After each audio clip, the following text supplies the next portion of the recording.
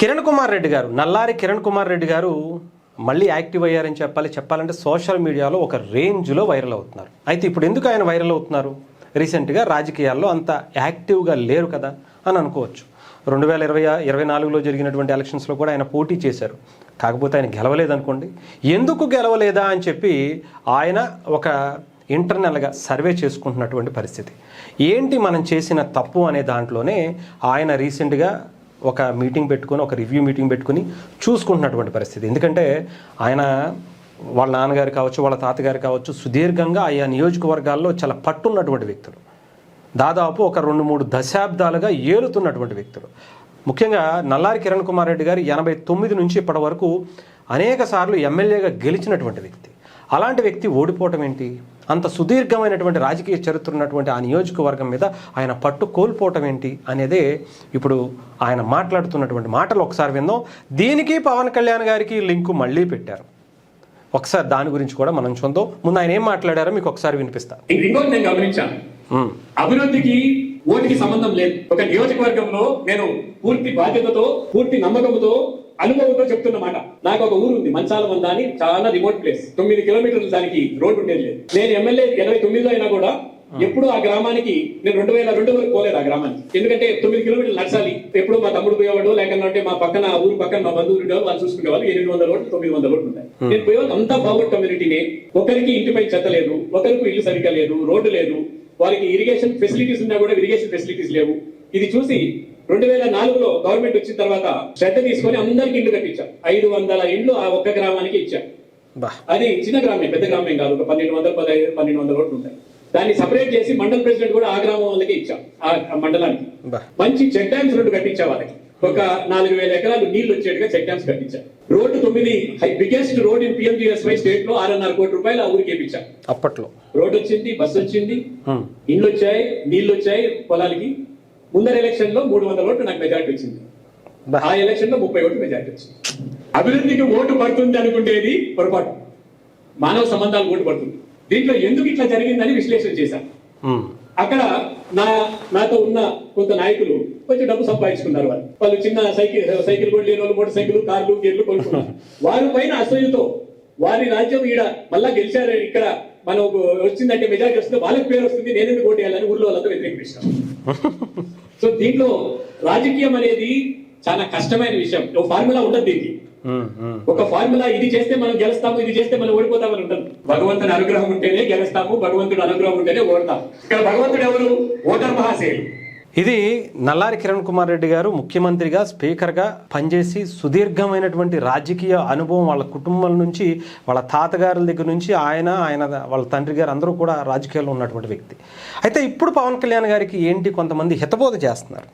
పవన్ కళ్యాణ్ గారు మీరు అభివృద్ధి చేసేస్తున్నారు, 77 సంవత్సరాల చరిత్రలో మీరు చేసినటువంటి అత్యంత అద్భుతమైనటువంటి కార్యక్రమాలు చాలానే ఉన్నాయి. గిరిజన గ్రామాలకు, అనేక తాండాలకు రోడ్లు వేస్తున్నారు, వాటర్ ఇస్తున్నారు, కరెంట్ ఇస్తున్నారు. ఏది అడిగితే అది సోషల్ మీడియాలో ఏది అడిగితే అది వెంటనే అడిగిందే తడువుగా ఇచ్చేస్తున్నారు. ఒక మహిళా క్రికెటర్ల కెప్టెన్, ఆమె వరల్డ్ కప్ గెలిచి వచ్చిన తర్వాత మిమ్మల్ని అడిగితే వెంటనే ఆ ఊరికి రోడ్డు వేసేసారు. ఒక కానిస్టేబుల్ వాళ్ళ ఊరికి రోడ్డు కావాలంటే ఆ రోడ్డు వేసేసారు. అనేక కార్యక్రమాలు అడిగిందే తడువుగా చిటికలో చేసేటువంటి పరిస్థితులు మీరు చేస్తున్నారు. కానీ జనాలు అలా కాదండి. జనాలు వాళ్ళ ఆలోచన తీరు వేరే ఉంటుంది. దానికి కిరణ్ కుమార్ రెడ్డి గారే ఒక ఎగ్జాంపుల్గా మీరు చూడండి. ఆయన ఊరికి ఎన్ని కార్యక్రమాలు చేశారో. రోడ్లు కావాలంటే రోడ్లు వేశారు, పంట పొలాలకి నీళ్లు కావాలంటే చెక్ డ్యాములు కట్టారు, కరెంట్ ఇచ్చారు, అనేకమైనటువంటి ఇళ్ళు కూడా కట్టించారు. అయినా కూడా ఆ గ్రామానికి సంబంధించినటువంటి ప్రజలు ఆయనకి 30 మాత్రమే ఓట్లు ఇచ్చారట. ఆలోచించండి సార్. అందుకనే అభివృద్ధి మాత్రమే కాదు, రాజకీయం కూడా తెలియాలి అని చెప్పి కొంతమంది ఉచిత సలహాలు ఇస్తున్నటువంటి పరిస్థితి సోషల్ మీడియాలో నేనైతే గమనించాను. అటు చంద్రబాబు నాయుడు గారిని లింక్ చేసి, కొంతమంది రాజశేఖర రెడ్డి గారిని, జగన్మోహన్ రెడ్డి గారిని లింక్ చేసి, రాజకీయం అంటే ఆషామాషి విషయం కాదయ్యా పవన్ కళ్యాణ్ అని చెప్పి వాళ్ళ స్టైల్లో వాళ్ళు ఇస్తున్నారు. ఓకే, బాగానే ఉంది, మంచిదే. ఇది కూడా పవన్ కళ్యాణ్ గారు ఇది కూడా నేర్చుకోవాల్సిందే. అంటే పిఠాపురాన్ని అభివృద్ధి చేస్తానో, ఏదో గిరిజన గ్రామాలకు అభివృద్ధి చేసేస్తానో, వాళ్ళకు ఓట్లు వేసేస్తారనుకుంటే కరెక్ట్ కాదు అని చెప్పి ఆయన లాస్ట్లో కూడా ఒక మాట చెప్పారు, మీరు విన్నారో లేదో. వాళ్ళు వేసారు కదా అని చెప్పేసి మళ్ళీ వాళ్ళ కబంధ హస్తాల్లో మనం ఇరుక్కుపోతే కుదరదు అని చెప్పి ఇండివిజువల్గా కొంతమంది నాయకులు వాళ్ళు నెగిటివ్ చేశారు అని. సరే, నిజంగానే పవన్ కళ్యాణ్ గారికి సంబంధించి ఆయనకి తెలీదా అంటే ఇప్పుడేంటి 2019లోనే పవన్ కళ్యాణ్ గారు ఇలాంటి ఒక అద్భుతమైనటువంటి సందేశాన్ని ప్రజల నుంచి వచ్చినటువంటి రిఫ్లెక్షన్ని ఆయన చూసేశారు. దానికి ఉదాహరణగా ఉద్దానం అనేటువంటి సమస్యనే నేను మీతో ముందు చెప్పదలుచుకున్నా. ఎందుకు అంటే ఉద్దానం గురించి పవన్ కళ్యాణ్ అనేటువంటి వ్యక్తి బయటకు తీసుకొస్తే తప్ప, ఆయన పార్టీ నాయకులు గేదెల చైతన్య లాంటి వ్యక్తులు బయటికి తీసుకొస్తే తప్ప ఈ రాష్ట్రానికి, ఈ దేశానికి వాళ్ళ సమస్య తెలియదు.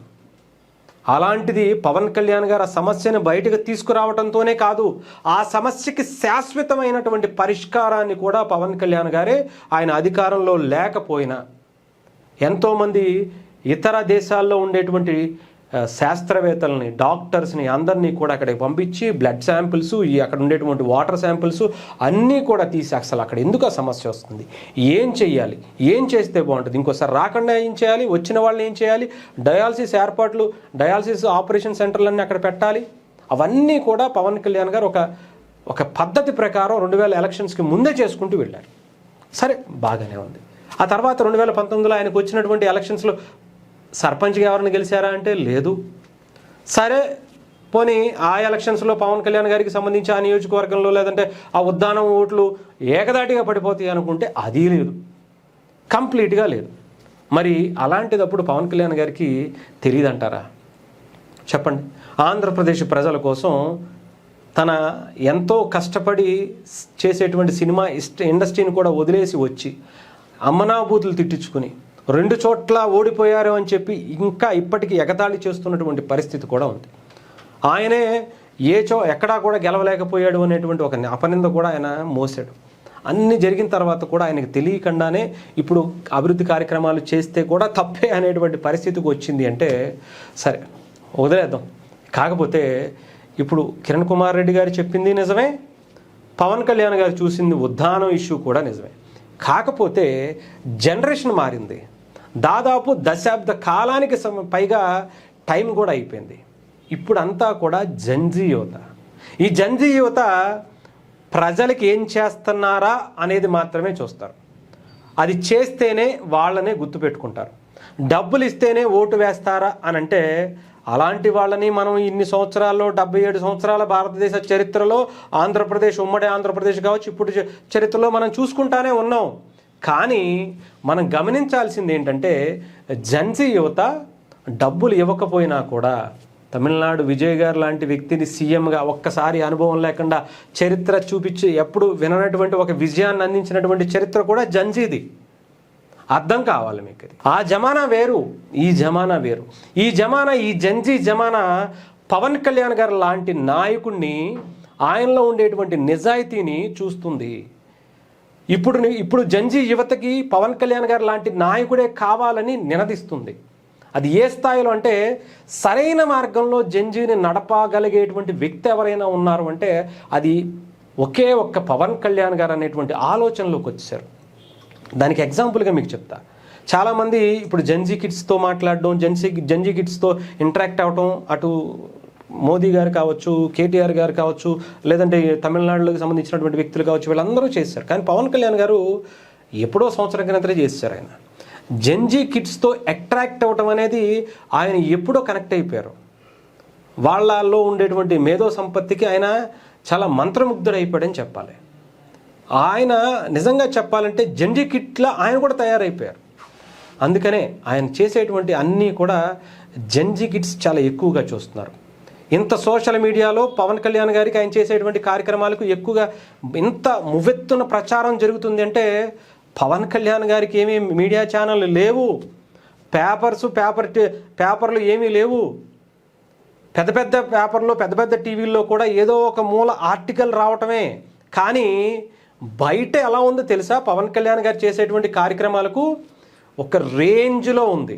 ఒకవేళ నిజంగానే అక్కడ ఉండేటువంటి వాళ్ళ తల్లిదండ్రులు, వాళ్ళ తాతలో, వాళ్ళ పిల్లలు, వాళ్ళ బాబాయిలు ఇంకొకళ్ళు అరే ఇది కాదురా అన్నారనుకో, వాళ్ళు ఊరికినే టైపు కాదు, గుర్తుపెట్టుకోండి.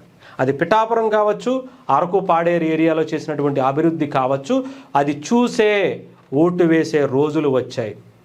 పని చేసేవాడికే అవకాశం ఇచ్చేటువంటి పరిస్థితి వచ్చింది.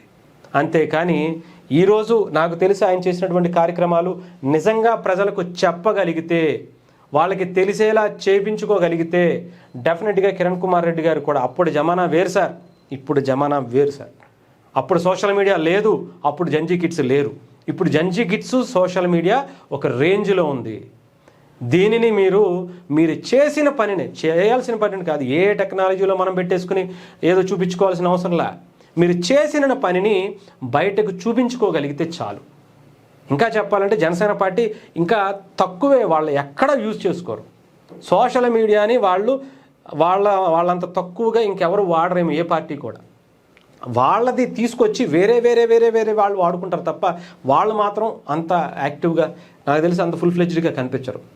అది నేను చెప్తా. అయినా కూడా ఎంత అద్భుతంగా పవన్ కళ్యాణ్ గారి పరిపాలన కనిపిస్తుంది అంటే generation change, social media impact, ఇవంతా కూడా డెఫినెట్గా రేపొద్దున పవన్ కళ్యాణ్ గారి విజయానికి ఆయన విలువ ఎలా ఉంటుందో, ఆయన ఉంటే ఎలా సాగుతుంది, ఆయన లాంటి నాయకుడు పరిపాలిస్తే ఎలా ఉంటుంది అనేది ప్రజలకు కూడా, మన తాతలకో మన తండ్రులకో వాళ్ళ బాబాయిలకో వీళ్ళకు కూడా తెలిసేలా చేస్తుంది జంజీ యువత సోషల్ మీడియా. గుర్తుపెట్టుకోండి.